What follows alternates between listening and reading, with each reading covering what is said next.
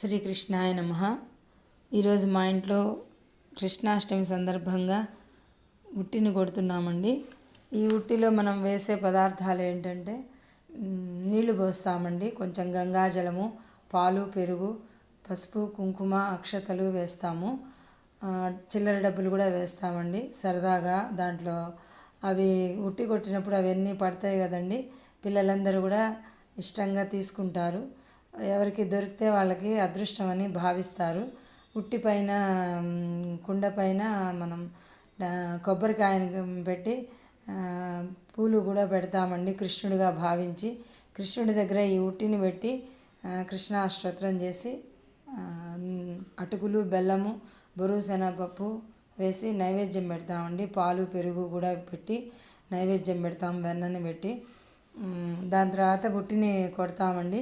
ఇది మగపిల్లలు సామాన్యంగా కొడతారు, వాళ్ళు ఎగరగలరు కనుక. చిన్నపిల్లలు, ఆడపిల్లలు, పెద్దవాళ్ళు కూడా నమస్కారం చేసుకుంటారు. ఇట్లా తాకి నమస్కారం చేసుకుంటే చాలా మంచిది, అష్టైశ్వర్యాలని కృష్ణుడు ప్రసాదిస్తాడనేది మన నమ్మకము. ఉట్టి కట్టిన తర్వాత అసలు ఈ ఉట్టి ఏ రకంగా వచ్చింది అంటే పూర్వకాలం నుంచి, ద్వాపర యుగం నుంచి వచ్చిందండి, ఆనవాయితీగా వస్తోంది. ఉట్టి కట్టిన చోట సిరి సంపదలు, పాడి పంటలు సమృద్ధిగా వస్తాయని మన పూర్వీకులు చెప్తూ ఉంటారు. పూర్వం కృష్ణుడి యుగంలో పాలు, పెరుగు, వెన్న, మీగళ్ళు ఇవన్నీ కూడా కృష్ణుడికి ఇష్టం కదండి. వాటిని దొంగిలించడానికి కృష్ణుడు స్నేహితులతో కలిసి, వెన్న దొంగ అని కూడా పేరు కదండి, పాలు, పెరుగు, వెన్న ఇవి దొంగిలించేవాట. ఇవన్నీ పడలేక పూర్వం వాళ్ళు ఉట్టి కట్టి ఉట్టిలో కుండ పెట్టి దాంట్లో పాలు, పెరుగు ఒకదానిపైన ఒకటి పేర్చి పెట్టేవాళ్ళు. అందదు కదా కృష్ణయ్యకి అని.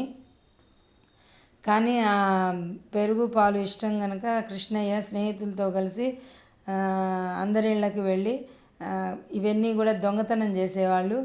ఒకళ్ళ మీద ఒకళ్ళు ఎక్కి, ఒకళ్ళు వంగేవాళ్ళు, ఒకళ్ళ మీద ఒకళ్ళు ఎక్కి ఉట్టిని కొట్టేవాళ్ళు. ఈ రకంగా మనకి సాంప్రదాయం వచ్చిందండి.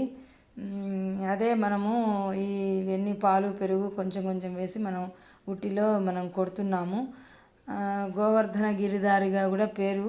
ఆయన గోవర్ధనగిరిని ఎత్తాడు కనుక సంతాన వేణుగోపాల స్వామిగా కూడా పేరు ఉందండి. ఆయన సంతానాన్ని ఇస్తాడు కనుక. గోవులు అంటే చాలా ఇష్టం అండి. ఎక్కడైతే గోపూజ జరుగుతుందో అక్కడ గోపాలకృష్ణమూర్తి ఉంటాడట. అందుకని ఆయనకి గోపాలకృష్ణమూర్తి అని కూడా పేరు వచ్చింది. ఇదండి గోకులాష్టమి యొక్క విశేషాలు.